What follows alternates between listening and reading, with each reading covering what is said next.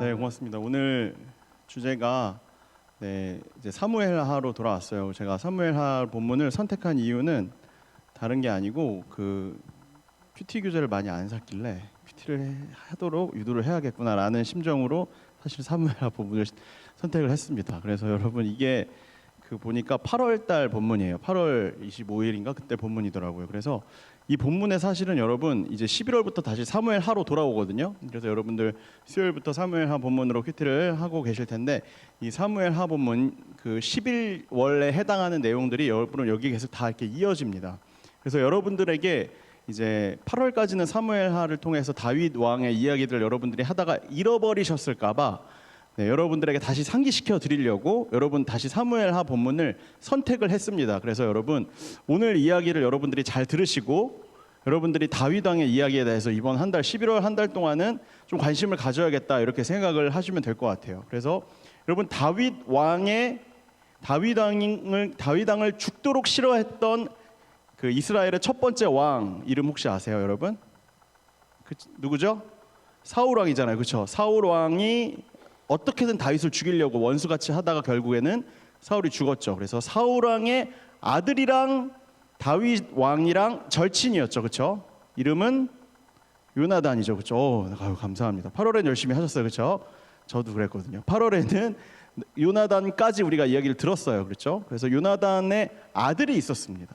그래서 그 아들이 이름이 무비보셋이라는 친구인데 이제 오늘은 그 무비보셋이라는 아이와 관련된 이야기다라고 이렇게 이해를 하시면 되겠습니다. 그래서 이러한 가계도 사울 왕과 그 다음 왕이 되었던 다윗, 그 사이에 사울의 아들 요나단과 다윗 왕은 절친이었고 다윗 왕의 이제 아들 요나단은 죽었죠. 사울 왕 죽으면서 같이 죽었는데 무비보셋의 이야기다라고 이해를 하시면 될 것 같고요. 오늘의 주제는요, 기브 앤 테이크가 아니라 아무 조건 없이 베푸시는 하나님의 은혜와 사랑을 기억하고 실천하자, 뭐 이러한 주제입니다.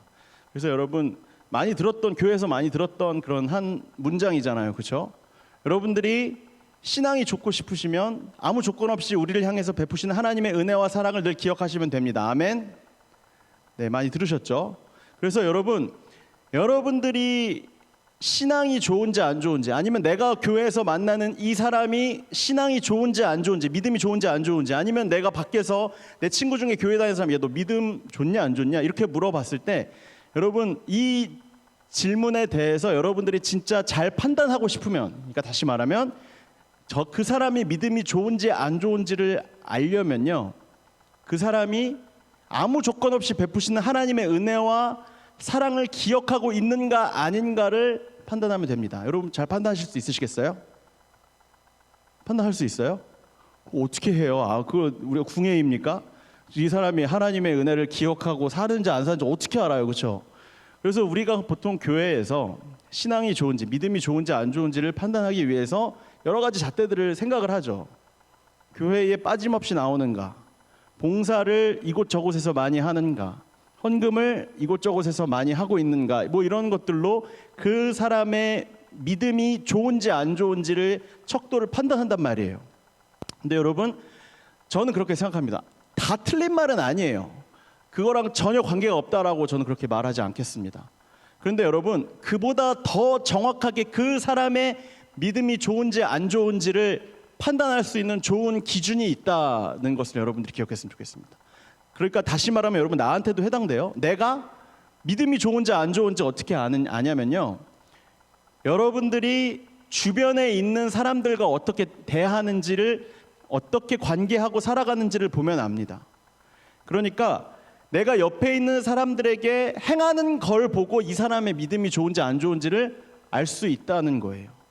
그래서 오늘 여러분들한테 제가 주제를 맨 처음부터 아예 까고 시작을 했지만 사실은 여러분들의 믿음이 좋은지 안 좋은지를 어떻게 하면 알 수 있는지를 오늘 이 시간 알려드리도록 하겠습니다.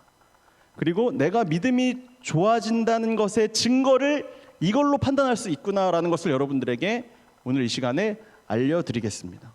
그래서 오늘 본문을 보시면 주인공은 다윗과 무비보셋의 이야기예요, 그렇죠? 그런데 여러분들에게 오늘 믿음이 좋은지 안 좋은지를 판별해주는 리트머스 시험지와 같은 두 사람을 대조하면서 이야기를 전개해 나가려고 합니다. 미리 말씀드릴게요. 시바라는 사람과 마길이라는 사람입니다. 시바라는 사람과 마길이라는 사람을 통해서 신앙이 좋은지 안 좋은지, 내가 이 사람들의 어떻게 주변에 있는 사람들과 관계하며 살아가는지를 통해서 여러분들이 신앙이 있다는 것은 어떤 의미일지에 대해서 함께 생각을 해보았으면 좋겠습니다. 오늘 본문의 시작, 사무엘하 9장인데 오늘 본문의 시작은 다윗 왕이 자신의 친구였던, 그리고 자신의 원수의 아들이었던 사울의 아들 요나단의 아들, 다시 말하면 사울 왕의 손자죠. 손자인 무비보셋을 갑자기 찾으면서 이야기가 시작이 됩니다. 다윗 왕이 자신의 왕위를 가지고 떵떵거리면서 모든 권력과 부귀를 누리면서 잘 살아가다가 갑자기 불현듯 친구 요나단과 했던 약속이 생각이 난 거예요. 아, 그때 내가 요나단과 약속했었지, 너의 가족들 내가 잘 챙겨주겠다고. 요나단은 죽고 나서 한참 후에나 이게 갑자기 떠오른 거예요. 그 이유는 모르겠죠. 지금까지 뭐 하다가 갑자기 지금 생각이 났는지는 모르겠지만 다윗이 이 요나단의 가족들을 챙겨야겠다라는 생각이 든 겁니다. 그래서 다윗이 수소문을 하기 시작하다가 찾아낸 사람이 바로 2절의 시바라는 사람이었습니다. 2절 같이 함께 볼게요. 네, 함께 읽겠습니다. 시작. 사울에게 종 한 사람이 있으니 그의 이름은 시바라. 그를 다윗의 앞에 부르매 왕이 그에게 말하되 내가 시바냐 하니 이르되 당신의 종이니이다 하니라. 여러분 저기 본문 잠시 멈춰 주시고요. 여러분 여기 이 시바라는 사람은 어떤 사람인 것 같아요? 혹시 한마디만 이렇게 답을 해주실 수 있으세요? 시바는 어떤 사람인 것 같아요? 좋은 사람이다. 안 좋은 사람이다. 없어요? 아, 여러분 그렇군요. 여러분 여기 해설해 드릴게요. 여기 첫 부분 보시면 사울에게 종 한 사람이 있다고 했잖아요. 그래서 그 사람이 시바라고 했어요. 그러면 이 사람은 원래 누구 종이에요? 사울의 종이에요. 근데 다윗이 앞에 불려나갔어요. 그래서 너가 시바냐 이렇게 물어봅니다. 그랬더니 갑자기 뭐라고 대답해요? 당신 갑자기 무슨 전환? 태세 전환이 일어나요. 물어 질문 하나에 바로 태세 전환이 일어나는 겁니다. 여러분 좋은 사람이에요? 안 좋은 사람이에요? 좋은 사람이에요? 굉장히 시대 트렌드에 민감한 사람이다. 트렌드를 잘 쫓아가는 좋은 사람이다 라고 생각할 수도 있을까요? 여러분 생각보다 기독교에서 이 나의 주인이 누구인가에 대한 이 관계가 여러분 굉장히 중요합니다. 여러분 트렌드를 따라간다면서 밖에 나가서 너의 종은 누구이냐 물어봤을 때 나는 당신의 종입니다. 이렇게 이야기해버리는 거랑 마찬가지인 거예요. 원래 여러분 평생 신하에게 주인은 한 사람입니다. 한 사람만 따라야 돼요. 내가 사울 왕의 신하였으면 이후에 누가 물어서 나는 사울의 신하입니다로 계속 이어져야 되는 거거든요. 근데 여러분 여기에서 급격한 태세 전환이 갑자기 질문 하나로 바로 바뀌어져 버립니다. 저는 지금부터 바로 당신 다윗의 종입니다. 바로 이러한 태세 전환이 일어나는 사람이 바로 이 시바라는 사람이라는 것입니다. 자, 그런데 이 시바라는 사람과 대조되는 사람이 아까 제가 말씀드렸죠. 마길이라는 사람이라고. 자, 그래서 4절에 시바를 통해서 다윗이 찾고자 했던 사람 바로 요나단의 아들인 무비보셋. 너 무비보셋 어디 있는지 알지? 너 원래 사울의 종이었던 거 다 알아. 아, 그런가요? 제가 사실 알고 있습니다. 요나단의 아들 무비보셋 어디 있는지 알아요. 제가 알고 있기로는 저 멀리 마길이라는 사람이 무비보셋을 데리고 있다고 하더라고요 라고 대답을 하는 것이 다음 4절 말씀입니다. 4절 한번 보여주세요. 함께 읽을게요. 시작. 왕이 그에게 말하되 그가 어디 있느냐 하니 시바가 왕께 아뢰되 로드발 암미엘의 아들 마길의 집에 있나이다 하니라. 여기 잠시만 멈춰주시고 여기에서 보시면 로드발이라는 단어가 나옵니다. 로드발이 뭐냐면 지명이에요. 지명. 로는 no 혹은 not이라는 의미이고 드발은 풀입니다. 그러니까 여기는 유목민 사회인데 풀이 없는 지역에 사는 사람인 거예요. 다시 말하면 지지리도 못 사는 동네에 사는 사람이란 뜻입니다. 유목민들은 풀이 많은 곳에 가야 동물들을 기를 수 있는데 로드발이라는 데는 동물들이 살 수 없는 동네라는 의미예요. 먹이를 줄 수 없으니까. 가장 못 사는 동네 중에 하나라고 유명하게 보여졌던 로드발이라는 동네에 사는 암미엘의 아들 마길이라는 집에 누가 살고 있다고요? 누가 살고 있다고요? 무비보셋이 살고 있다라는 것을 이야기하고 있는 겁니다.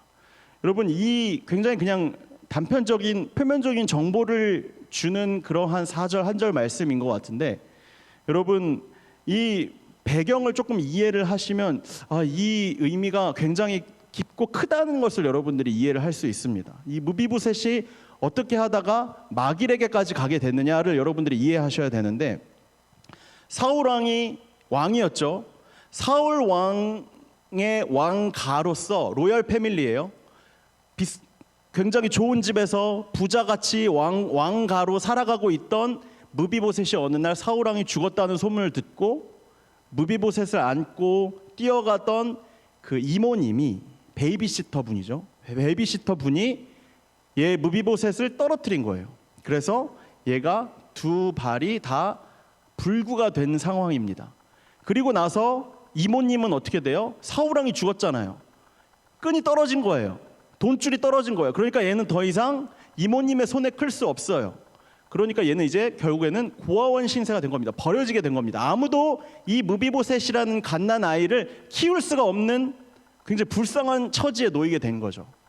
그리고 나서 이 사울 왕가의 가문이 어떻게 되었는지에 대한 정보가 거의 없어요. 그런데 알고 보니 로드발이라고 하는 지지리도 못 사는 동네에 저 멀리 마길이라는 사람이 살고 있었는데, 그 마길이라는 사람이 아무도 키우지 않는 끈 떨어지고 아무런 이익을 취할 수 없는 사울 왕의 손자인 무비보셋을 기르고 있었던 것을 발견하게 되었다라는 것입니다.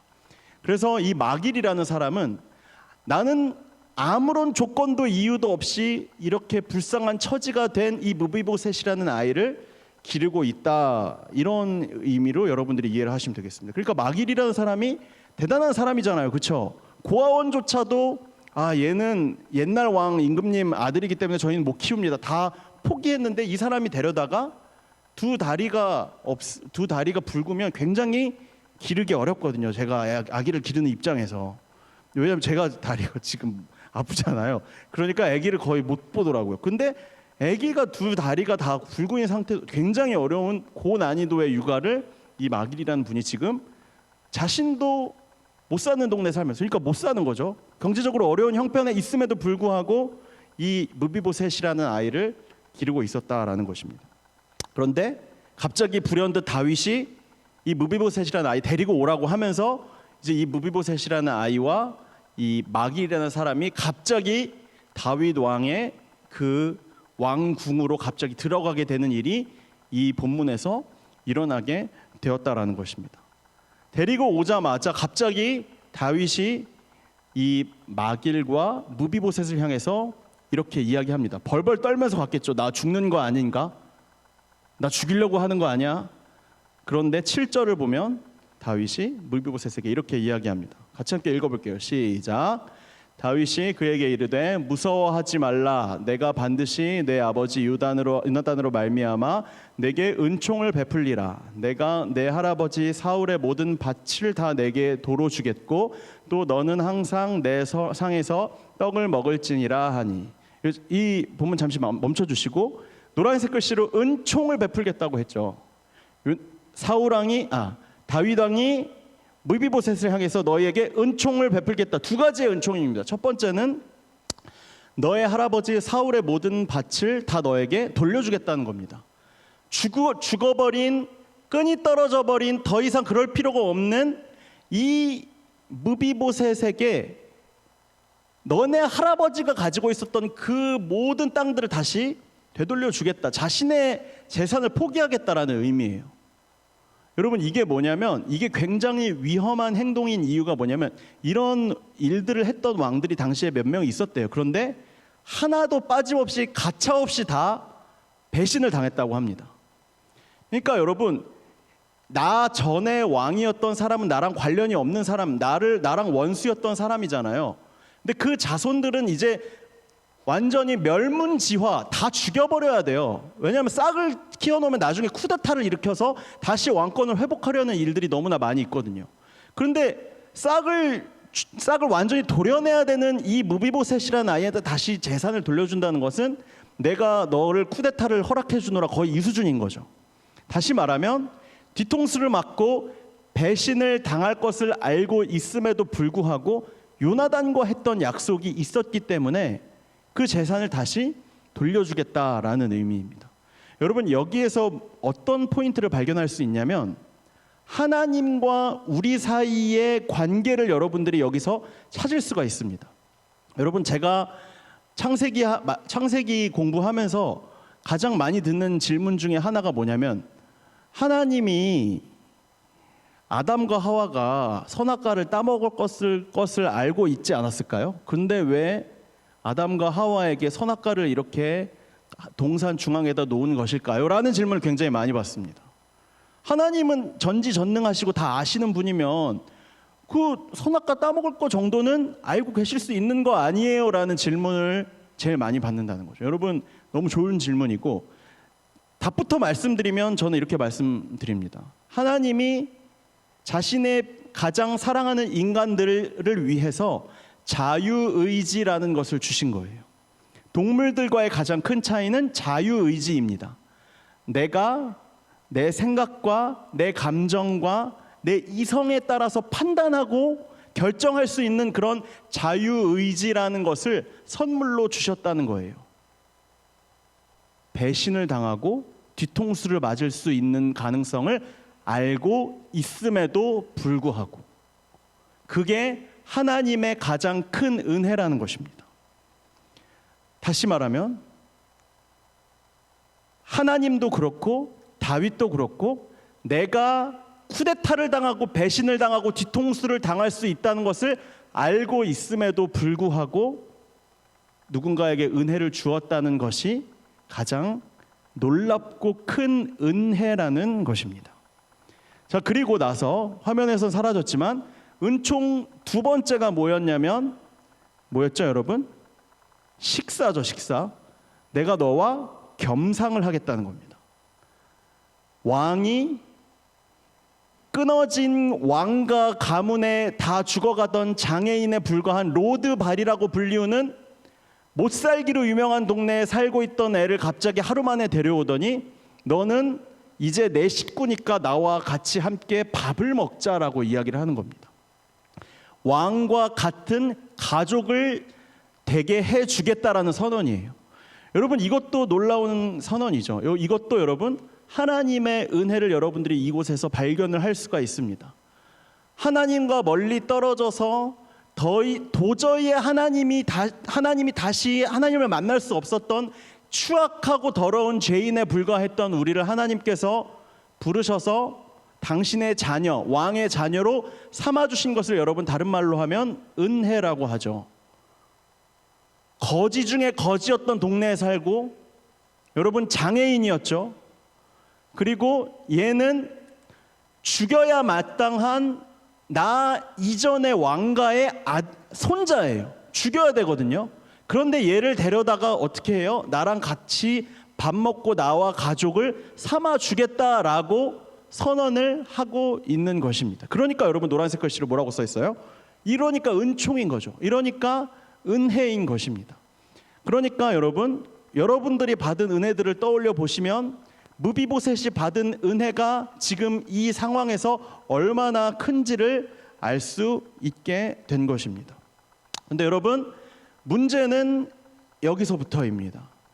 우리는 무비보셋 말고요. 우리가 하나님으로부터 은혜를 받고도 그 은혜를 1초 만에 잊어버립니다. 내가 어떤 은혜를 받았는지 잊어버려요.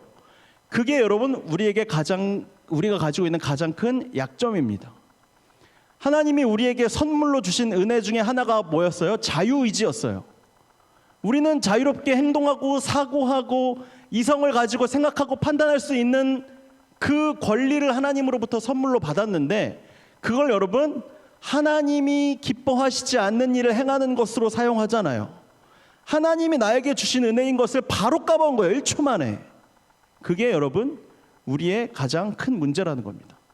그래서 여러분 여기서 다시 질문이 나와요. 여러분들의 믿음이 좋다고 생각하십니까? 여러분들의 신앙이 괜찮다고 생각하십니까? 라는 질문입니다. 다시 말하면 여러분들은 하나님의 은혜를 계속 잊어버리지 않고 살아가고 계십니까? 라는 질문과 이어집니다. 하나님의 은혜를 잊어버리지 않는 사람은 어떻게 행동하냐면요, 내 주변에 있는 내 옆에 있는 사람에게 은혜를 잊어버리지 않는 방식으로 행동하고 하나님이 나에게 부어주신 무조건적인 사랑을 내 옆에 있는 사람에게 조금이나마 보여주려고 노력하는 사람이 은혜를 잊지 않고 살아가는, 다시 말하면 믿음이 좋고 신앙이 좋은 사람입니다.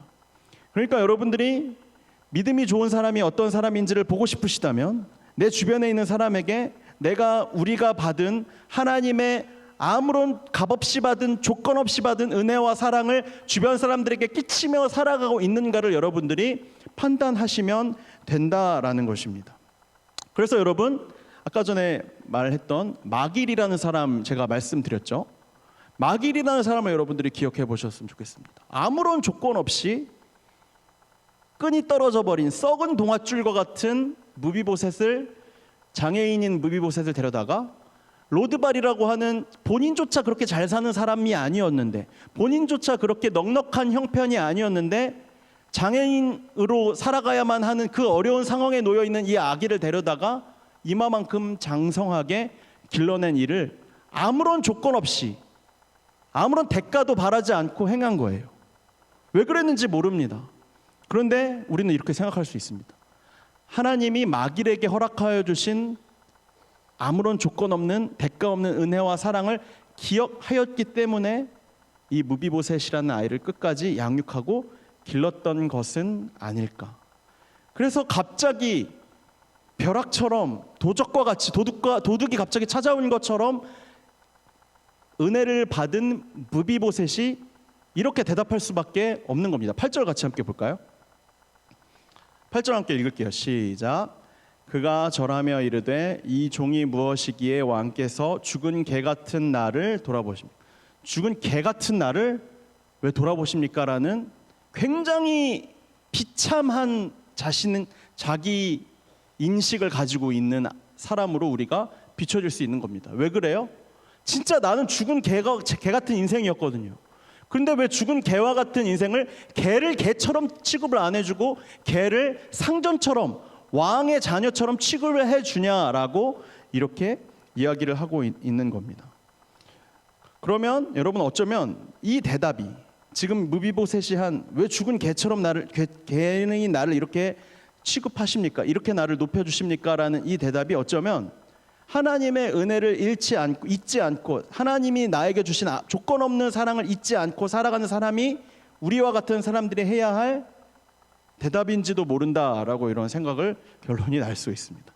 여러분 이렇게 여러분들이 혼자서 고백하실 수 있으시겠어요? 나는 죽은 개 같은 사람이다. 되세요?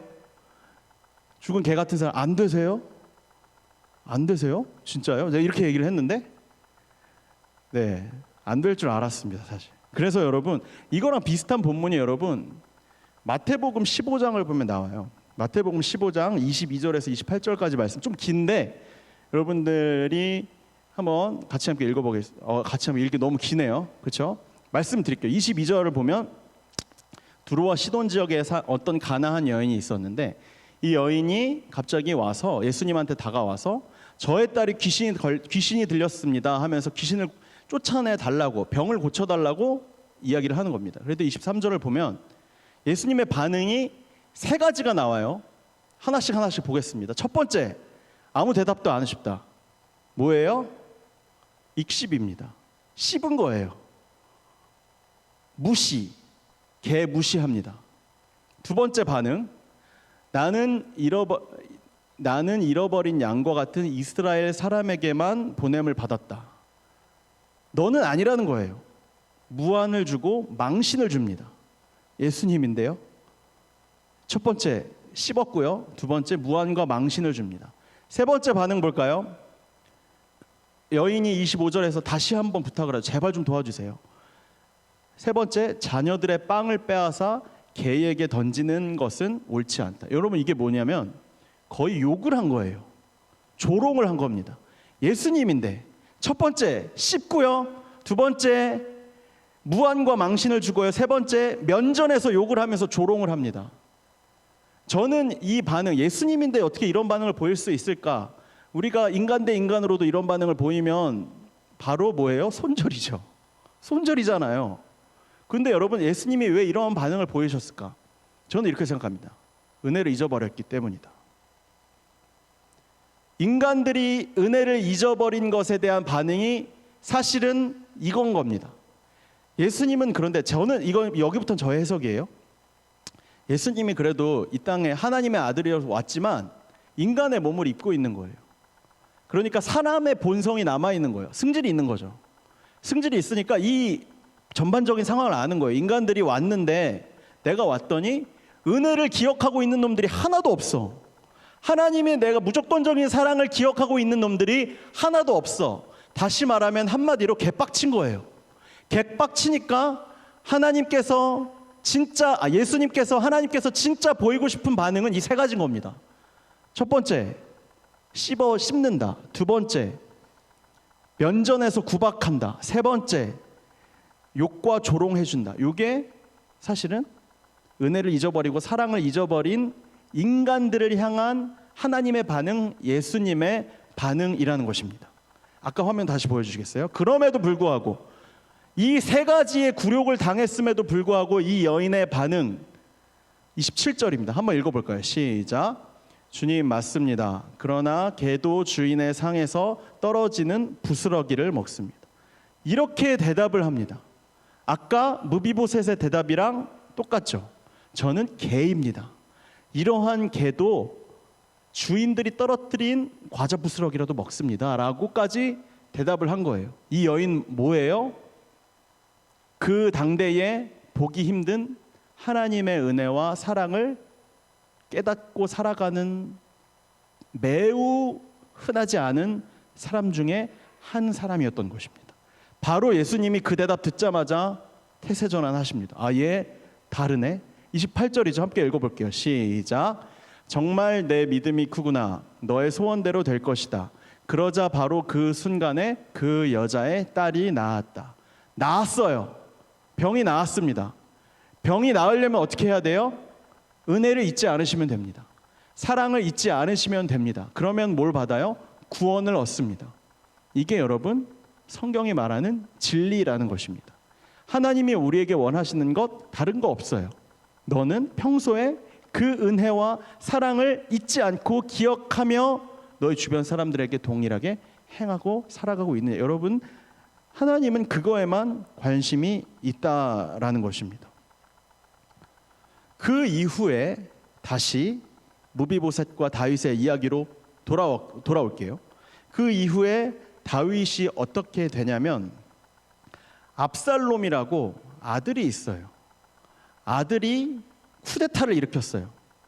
아주 예상하지 못했던 웬 갑자기 아들이 나타나더니 내가 너의 왕위를 한번 빼앗아 보겠다며 갑자기 나타나고, 사울왕한테 쫓겨다니던 것과 똑같은 방식으로 압살롬 아들한테 쫓겨다니는 신세로 바뀌게 된 것입니다.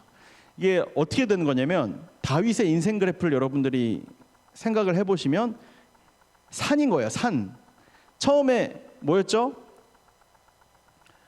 사울왕한테 쫓아다녔을 때 인생 밑바닥을 찍었다가, 그 다음에 사울왕 죽고 나서 왕이 돼갖고 인생 피크 찍었다가, 갑자기 아들이 쿠데타 일으키는 바람에 인생 밑바닥으로 다시 내려간 상황이에요. 계속해서 이렇게 하면 괜찮은데, 이렇게 되는 사람은 여러분, 여기 이 지점에서는 굉장히 힘듭니다. 왜 그래요? 여기 밑에 내려갔다가 올라갔다가 내려가는 건 굉장히 어려운 일이에요. 그렇죠? 너무 비참한 거예요. 제정신이 아닙니다. 다시 사울왕한테 그러했던 것처럼 동굴로 쫓겨다니고 이것저것 안 보이는 곳으로 쫓겨다니는 상황 가운데에서 다윗 왕이 인생 밑바닥을 찍고 제정신을 못 차리는 상황 가운데에서 찾아왔던 갑자기 뜬금없는 사람이 나타납니다. 사무엘 하 16장 1절에서 4절, 주삼 11월 15일 본문입니다. 여기 보시면 길어서 또 안 읽을 건데, 다윗이 감람산 꼭대기를 조금 지나 도망가고 있어요. 갑자기 무비보셋의 하인인 시바가 나타납니다. 2마리의 나귀에다가 빵 200개, 건포도 100송이, 싱싱한 과일 100개, 포도주 한 부대를 싣고 뒤쫓아온 겁니다. 그러자 다윗 왕이 2절이에요. 시바에게 본 겁니다. 이것이 웬일이냐? 여러분, 이게 뭐냐면 너가 거기서 왜 나오냐는 겁니다. 너 갑자기 너는 뭔데 여기서 나타나냐? 이 질문인 거예요. 너 내가 생각했던 사람이 아닌데 네가 왜 나를 위로해 주러 왔지? 지금 굉장히 의아한 상태에서 이것이 웬일이냐라고 이렇게 묻는 겁니다. 그랬더니 시바가 갑자기 대답을 합니다. 아, 제가 또 위로해 드리려고 왔죠. 나귀는 임금님 가족이 타시고 빵, 과일, 음식들은 같이 백성이 먹고 포도주는 힘드실 때, 지칠 때 드시라고 제가 풀세트로 준비해 왔습니다. 케이터링 준비해 왔어요. 싹 음식 깔아 놓은 겁니다. 그랬더니 이제 먹어야죠. 힘드니까. 포도주도 먹고 음식도 먹고 다 먹어요. 다 먹은 다음에 궁금한 겁니다. 얘가 내가 알기로는 무비보셋 그때 찾을 때 걔 같은데 얘가 왜 왔지? 그래서 묻는 거예요. 다윗이. 무비보셋은 어디 있냐? 아, 무비보셋이요, 지금 예루살렘에 있어요. 근데 여러분, 여기서부터 본성이 드러나기 시작합니다. 시바가 왜 찾아왔는지. 아, 글쎄, 이스라엘 사람들이 자기 할아버지 사울 왕의 나라를 자기들에게 돌려줄 것이라고 생각하고 있다네요. 무비보셋이. 여러분, 이게 뭐예요? 이게 뭐예요, 여러분?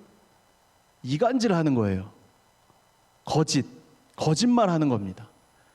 무비보셋이 쿠데타 준비하고 있대요라고 없는 말을 지어서 이 시바라는 사람이 다윗 왕에게 이야기를 하고 있는 것입니다. 그랬더니 다윗 왕이 그 이야기를 듣고 나서 지금 매우 힘들잖아요. 지쳐 있잖아요. 분별력이 없어요. 아, 그래? 아주 나쁜 놈인데 내가 그럴 줄 알았어. 내가 걔한테 땅 줄 때부터 내가 의심 안 하려고 했는데 나 그럴 줄 알았어. 그런 다음에 4절에서 이렇게 이야기합니다. 그렇다면 무비보셋에게 내가 줬던 그 토지를 다 너에게 주겠다. 그랬더니 시바가 오케이 하죠. 이것 때문에 온 거예요. 땅 뺏으려고. 나는 당신의 종입니다. 당신 앞에서 은총을 입게 하옵소서. 여러분, 이게 시바라는 사람입니다. 시바. 여러분, 이게 시바예요. 여러분, 교회에서 처음이자 마지막으로 한번 이 사람의 이름을 이야기해 봤으면 좋겠습니다. 어떻게, 이 사람의 이름이 뭐예요? 시바죠. 발음이 별로 안 좋으시네요. 여러분, 전에 해봤던 거 아니죠? 교회에서는 여러분들이 처음이자 마지막이었으면 좋겠는데, 여러분 오늘은 발음하셔도 돼요. 이게 무슨 짓이야 지금 대체? 이 사람은 처음부터 땅을 위해서 접근한 거예요. 사기를 쳐먹으려고 이미 접근을 한 거란 말입니다. 그러니까 여러분, 다윗 왕에게 주었던 음식들과 포도주와 케이터링과 이거 다 뭐예요? 다 미끼인 거예요. 미끼. 기브앤테이크 물품이었던 겁니다. 여러분, 요즘에 가장 황당한 사건 중에 하나가 뭐예요? 전총조 사건이잖아요. 그렇죠? 네, IM 실내예요 하면서 주었던 명품과 차들이 막 다시 돌아오고 있죠. 여러분, 선물들이 여러분 다 대가가 있기 때문에 온 거예요. 이 세상에 여러분 공짜는 없습니다. 다 모든 일에는 기브앤테이크가 있는 거예요. 시바도 그랬잖아요. 시바도 음식이랑 갖다 준 이유 뭐예요? 저 멀리까지 가서 도망가고 있는데 이간질하고 재산을 훔쳐서 사기 쳐먹으려고 간 거예요. 여러분, 인생사에 일어나고 있는, 우리가 살아가고 있는 세상사 모든 일들은 여러분 다 기브앤테이크입니다. 여러분, 그런데 교회만 기브앤테이크를 이야기하지 않잖아요. 교회만 아무런 대가 없이 은혜를 받고 사랑을 받은 것을 우리도 주어야 한다라고 이야기하잖아요. 그래서 여러분, 교회는 세상에서 왕따가 되어가고 있는 것입니다. 교회는 철이 지나고 시대의 흐름에 맞지 않는 이야기를 한다는 이야기를 듣는 것입니다. 그렇잖아요, 여러분.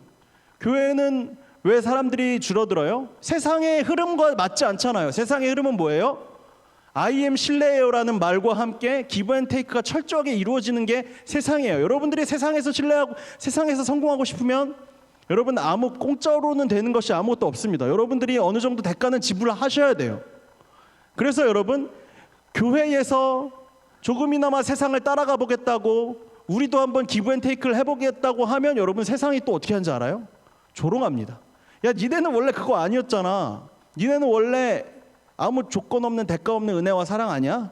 그러면서 우리를 오히려 조롱하고 욕합니다. 결론이 뭐예요? 우리는 세상을 따라가면 안 되는 거예요. 세상이 따라가면 세상이 오히려 우리를 욕합니다. 지들은 그렇게 살면서 우리는 그렇게 살지 말라고 하는 거예요. 여러분 세상이 말하는 이야기를 가끔 들어줄 필요도 있어요. 우리는 기브 앤 테이크로 사는 사람들이 아니라는 겁니다. 우리는 아무런 조건 없는 대가 없는 하나님의 은혜와 사랑으로 살아가는 사람들이라는 것입니다. 그다음 어디 갔지? 네. 자, 그리고 나서 여러분 그 다음 17장을 보시면 마길의 이야기가 나옵니다. 마길의 17장 27절에서 29절 한번 볼까요?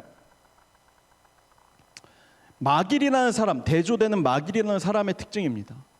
마하나임에 도착했을 때 암몬의 라빠성에 사는 나하스의 아들 소바와 로드발 사람 암미엘의 아들인 마길도 음식을 대접하기 위해 나타납니다. 똑같은 방식이에요. 다윗이 도망가고 있는데 아니나 다를까 마길이라는 사람도 음식을 대접하기 위해 나타납니다. 근데 여러분 짧게 말씀드릴게요. 마길은 우리가 아까 읽은 9장이랑 여기 17장 말고는 등장하지 않습니다. 이게 끝이에요. 누군가한테 그냥 무조건적으로 주고 사라집니다. 여러분 이게 그리스도인인 겁니다. 나는 아무런 조건과 대가 없이 받은 은혜와 사랑이 있기 때문에 나도 그렇게 행할 것이다. 이게 여러분 이 마길의 길을 걸어가는 것이 그리스도인의 삶이라는 겁니다. 여러분 시바를 다시 살펴볼까요? 사울의 신하였다가 태세전환해서 결국에는 어떻게 됐어요? 다윗 등쳐먹고 사기쳐서 재산 빼앗아 먹고 그 다음에 사라집니다. 그런데 마길은 어때요? 처음부터 하나님으로부터 받은 은혜와 사랑 때문에 전혀 연고도 없는 다리 불구에다가 떨어진 완전히 다 떨어진 동아줄과 같은 그런 무비보셋을 데려다가 키우고 다윗이 힘들어한다는 이야기 들으니까 아무런 조건과 대가 없이 그 사람을 향해서 음식을 대접해주고 사라지는 것. 여러분 이게 이 둘 중에 시바와 마길 중에 누가 그리스도인의 삶, 다시 말하면 믿음이 좋고 신앙이 좋은 사람일 수 있냐라는 것입니다. 그래서 여러분들이 신앙을 점검해 보시고 싶으시면 그걸 점검해 보시면 됩니다. 나는 내 옆에 있는 사람들에게 아무런 조건 없이 대가 없이 은혜와 사랑을 베풀고 있는가?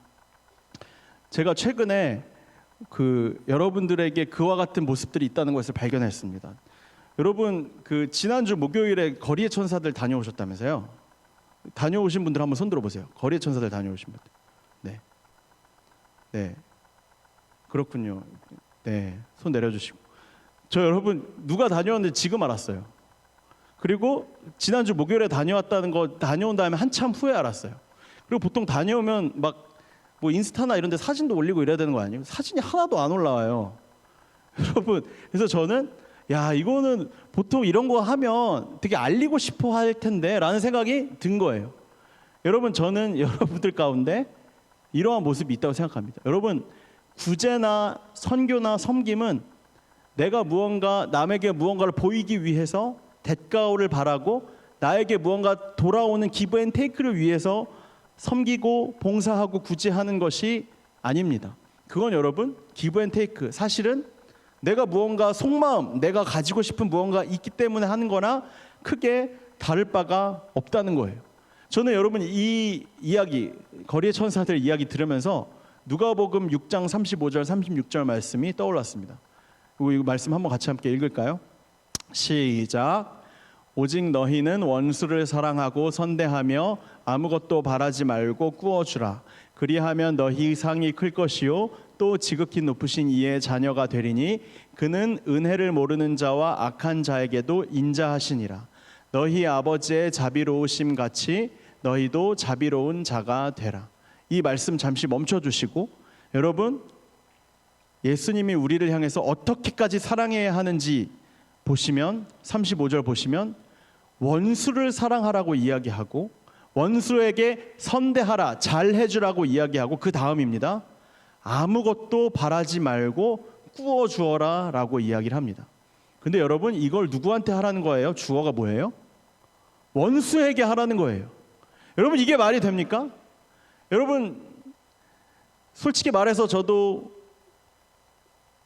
몇 주 전에 손절하지 말라라고 그렇게 외쳐놓고 그 사이에 저에게 손절하고 싶은 사람이 단 한 명도 생기지 않았다고 하면 거짓말입니다. 여러분, 우리는 적어도 나와 마음에 들지 않고 내가 싫어하는 사람들이 계속 생겨나요. 싫어하는 사람들에 대한 미움이 점점 커져가면 뭐가 돼요? 원수가 되어줍니다. 그런데 예수님께서 우리에게 뭐라고 해요? 원수를 향해서 사랑하고 선대하며 그것도 모자라서 그 사람에게 아무것도 대가를 바라지 말고 꾸어주라라고 이야기를 합니다. 그 뒤에 건 사실 바라지도 않아요. 너희에게 상이 클 것이고 지극히 높으신 이의 자녀가 될 것이다라고 상까지 이야기를 해줍니다. 왠지 아세요? 예수님은, 하나님은 은혜를 모르는 자와 악한 자에게도 인자한 분이기 때문입니다. 이게 여러분 다른 사람들이라고 생각하지 마세요. 이건 누구한테 이야기하는 거냐면 당신들한테 하는 얘기입니다. 은혜를 모르는 자가 여러분 누군지 아세요? 여러분이에요. 악한 자가 여러분 사실 누군지 아세요? 여러분입니다. 은혜도 모르고 악한 사람들에게 인자하고 끝까지 지켜보고 있고 끝까지 사랑해주기로 다짐하고 결단하고 지금까지 기다려주고 사랑해주고 계시는 분이 바로 누구냐면 여러분들 앞에 사랑한다 말씀하시는 하나님, 이 말씀을 하고 계시는 하나님이라는 겁니다. 그 하나님이 여러분들을 향해서 36절에서 이렇게 이야기합니다. 너희 아버지의 자비로우심 같이 너희도 자비로운 자가 되라. 여러분, 사람이 쉽게 바뀐다고 생각하세요? 여러분, 제가 항상 목회자로서 고민하고 걱정하는 부분이 뭐냐면 저는 여러분들을 위해서 그리고 평생 동안 제가 직업이고 부르심을 받은 것이 뭐냐면 한 사람이라도 그 사람의 인생이 하나님의 말씀으로 인해서 하나님을 향해서 나아가는, 다시 말하면 그 사람의 인생이 바뀌어지게 되는 일입니다. 근데 여러분, 국룰이 뭐예요? 사람 쉽게 안 바뀐다, 이 국룰이잖아요. 세상에서 다 이야기하잖아요. 사람 쉽게 안 바뀐다고. 근데 여러분, 저는 그것을 매일 거스르며 살아가야 합니다. 사람은 쉽게 바뀝니다. 무조건 바뀌어요. 한 사람이라도 바뀝니다. 그러면 어떻게 하면 그 사람의 인생을 바뀔 수 있을 것인가, 바뀌게 할 수 있을 것인가? 여러분, 솔직히 제가 부끄러운 고백 하나 드리면 저는 설교를 통해서 여러분들의 인생이 바뀔 수 있을 것이라고 생각했습니다. 여러분, 근데 안타깝게도 바뀔 수도 있어요. 바뀔 수 있습니다. 근데 여러분, 그게 다가 아니라는 것을 깨달았습니다. 여러분, 한 사람의 인생이 바뀌려면 어떻게 해야 되는지 아세요? 그 사람이 무조건적인 사랑을 경험해야 합니다. 아무런 대가도 바라지 않는 사랑을 누군가로부터 받았다는 경험을 하게 되면 그 사람의 인생이 바뀝니다. 100마디 말을 하고 100마디 성경 말씀을 이야기하고 1000마디 사랑한다 사랑한다 사랑한다 말한들 그 사람의 인생이 바뀌지 않는다고요. 그런데 어떻게 하면 바뀌어요? 이 세상에 밖에서는 누구에게도 받을 수 없었던 아무런 대가 없는, 아무런 조건 없이 주는 사랑. 오늘 우리가 같이 함께 보았던 말씀 중에 시바와 마길 중에 누구예요? 마길. 그 사람이 행했던 것과 동일한 사랑을 받으면 그 사람이 어떻게 된다고요? 바뀝니다. 그 사람이 변화됩니다.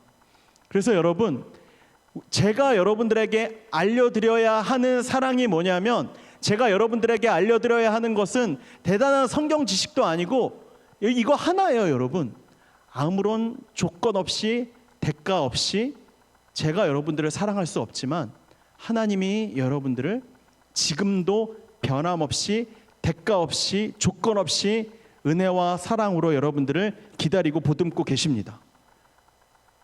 그것을 여러분들에게 요만큼만이라도 알고 느끼게 해줄 수 있다면 여러분, 제가 여기서 할 일은 끝난 겁니다. 그리고 여러분들은 어떻게 사셔야 해요? 신앙이 좋은 상태로 사셔야 돼요. 믿음이 좋은 상태로 사셔야 돼요. 그게 뭐예요? 은혜를 잊지 않는 사람입니다. 하나님의 사랑이 무엇인지 잊지 않는 사람입니다. 까먹지 않는 사람입니다. 다시 말하면 뭐예요? 내가 자비한 것 같이 36절이었죠. 너희도 자비한 사람이 되라. 하나님이 보여주셨던, 하나님이 나에게 알려주셨던 아무런 대가 없는, 아무런 조건 없는 은혜와 사랑, 심지어 누구라도요, 손절하고 싶은 사람 뛰어넘어서 원수까지도 그렇게 사랑할 수 있어야만 그 사람이 여러분, 이 교회에서 신앙이 제일 좋은 사람인 겁니다. 여러분, 이 이야기를 이 본문에서 시바와 마길이라는 사람의 대조를 통해서 하나님께서 우리에게 들려주고자 한다는 것입니다. 자, 찬양할까요? 이 찬양 같이 함께 부르면서 두 가지 놓고 기도했으면 좋겠는데, 여러분 기도의 제목 미리 알려드릴게요. 첫 번째, 그 사랑, 이 찬양 불렀던 이게 뭐냐면 하나님이 여러분들을 어떻게 얼마나 사랑하시느냐에 대한 가사예요. 하나님이 여러분들을 얼마나 사랑하시는지를 여러분 까먹지 마십시오. 잊지 마십시오. 잊지 않았다면, 그 은혜 잊지 않았다면 여러분 어떻게 살아가야 돼요? 두 번째, 시바의 길 걷지 마시고 마길의 길 걸으십시오. 나도 예수님만큼, 하나님만큼은 아니어도 하나님이 나에게 주셨던 아무런 조건 없고 아무런 대가 없는 그 사랑, 나도 내 옆에 있는 사람에게 행하겠습니다. 그래서 진짜 믿음 좋은 사람 돼보겠습니다. 진짜 신앙이 좋은 사람이 저도 돼보겠습니다. 이 결단이 우리에게 나타났으면 좋겠습니다. 이 기도 제목 두 개 기억하면서 하나님의 사랑 뭐였는지 다시 한번 이 찬양의 고백으로 하나님 앞에 고백하며 올려드렸으면 좋겠습니다.